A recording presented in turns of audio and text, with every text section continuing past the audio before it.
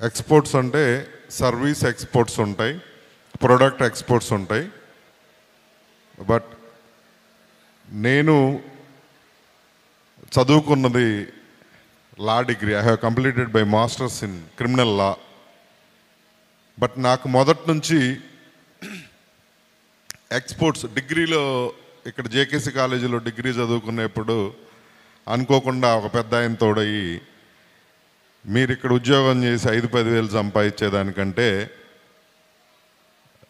బయట నుంచి విదేశీ మారకద్రవ్యాన్ని రాబట్టడానికి మీరు ఏదన్నా చేయాలి అంటే నేను హెల్ప్ చేస్తాను అని చెప్పానంటే, ఆ రోజున మాతో పాటు ఇంటర్మీడియట్ డిగ్రీ చదువుకున్న ఒక ఫ్రెండ్ డిగ్రీ ఫస్ట్ ఇయర్ అయిపోగానే ఉక్రెయిన్ మెడిసిన్కి వెళ్ళాడు.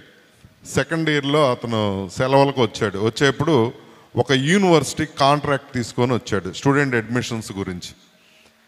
సో అతను అడిగాడు, అరే అప్పుడు ఇట్లా అనుకున్నాం కదా, నేను ఇట్లా కాంట్రాక్ట్ ఇచ్చాను అని, ఏం చేయగలం ఇప్పుడు మనం అంటే, అంకుల్ దగ్గరికి వెళ్దాంపా అని వెళ్ళాం.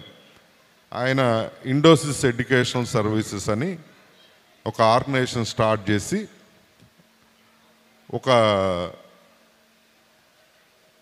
ఇంటేక్ అంటారు, ఒక సెమ్, ఒక 1 ఇయర్ అనుకోండి, ఆ 1 ఇయర్కి అడ్మిషన్ చేశారు. కొంత మనీ వచ్చింది. ఆ తర్వాత కమ్యూనికేషన్ అనేది టు కాస్ట్. అప్పుడున్న పరిస్థితికి ఐఎస్డి కాల్స్ అంటే మోస్ట్ ఎక్స్పెన్సివ్. సో అది ఆయన టెలికాం డిపార్ట్మెంట్లో వర్క్ చేస్తా కొంచెం ఈజీ పద్ధతిలో ఏదో హెల్ప్ చేసాము. ఒక 1 ఇయర్ అయిపోయింది. వాడు అక్కడ ఒక మేజర్ యాక్సిడెంట్ అయ్యి he is unable to communicate with India. So అది బ్రేక్ అయింది. ఆ తర్వాత నా డిగ్రీ కంప్లీట్ అయిపోయింది. అట్లా డీవియేట్ అయ్యాం. బేసిక్గా మాది వ్యవసాయ కుటుంబం.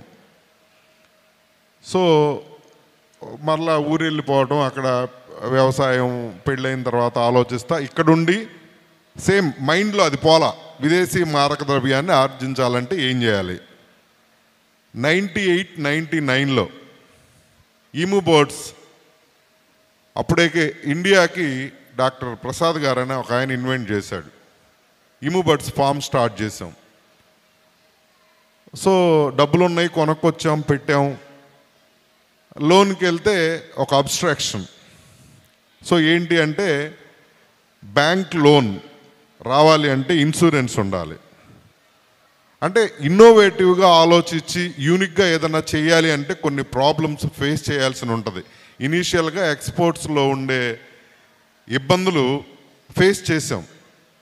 సో అప్పుడు అది చంద్రబాబు గారితో మాట్లాడేటప్పుడు, ఆయన ముఖ్యమంత్రి, ఆయనతో మాట్లాడితే ఆయన, సరే బాబు ఢిల్లీ నేను వెళ్ళేప్పుడు చెప్తాను రండి అని. ఆయన అనుకోకుండా మా బర్డ్స్ చూడటం,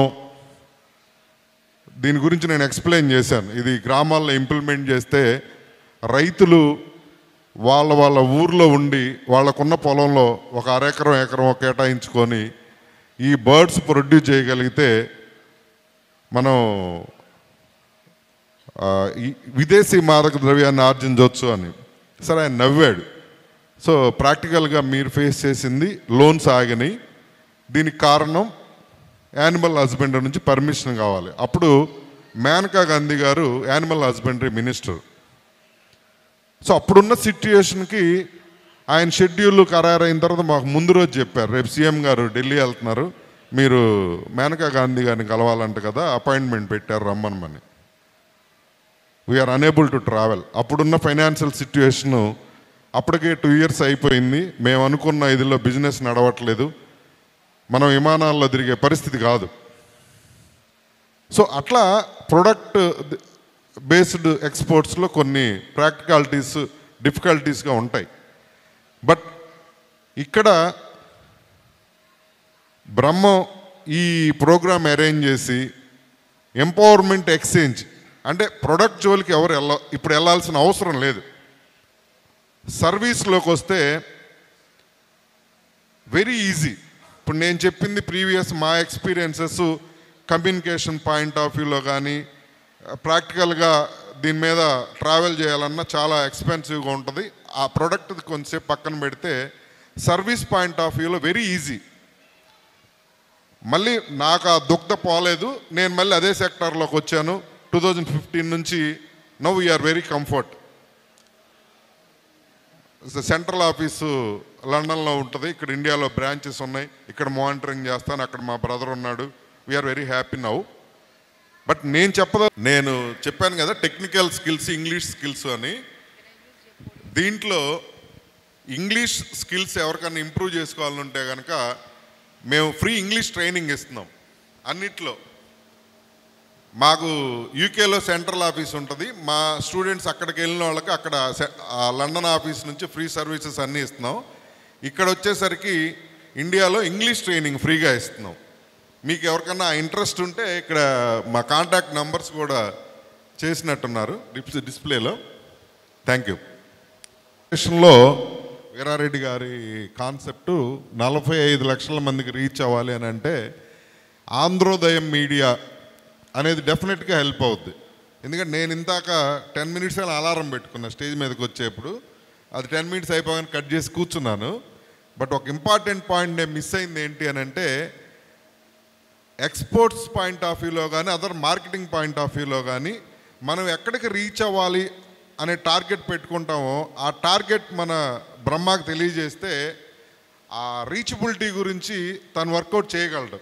ఇప్పుడు మాది కూడా డిజిటల్ మార్కెటింగ్ వేలో తన్నే కాంటాక్ట్ చేయాలని చెప్పని మొన్న డిస్కస్ చేసుకున్న తర్వాత ఈ ప్రోగ్రామ్ వచ్చింది. అయిన తర్వాత మాట్లాడదాంలే అనుకుంటున్నాం. ఎందుకంటే ఏ ప్రోడక్ట్ అయినా ఫస్ట్ రీచ్ అవ్వాలి. నువ్వు ఆ డేటా కనుక నువ్వు ఎవరికి రీచ్ అవ్వాలో ఆ డేటా తనకి ఇవ్వగలిగితే డెఫినెట్గా అది వాళ్ళు చూసుకుంటారు, ప్రోడక్ట్ రీచ్ అవుద్ది. తన కాన్సెప్టు ఆ ప్రోడక్ట్లో ఉన్న దమ్ము ఆటోమేటిక్గా తన టార్గెట్ రీచ్ అవ్వాలని కోరుకుంటా. At the same time Andhrodayam media కూడా ఈ ఎంటర్ప్రెన్యూర్స్ అందరికీ వాళ్ళ బిజినెస్లో ఇన్వాల్వ్ అయ్యి హెల్ప్ అవుద్దని కోరుకుంటూ థ్యాంక్ యూ వెరీ మచ్.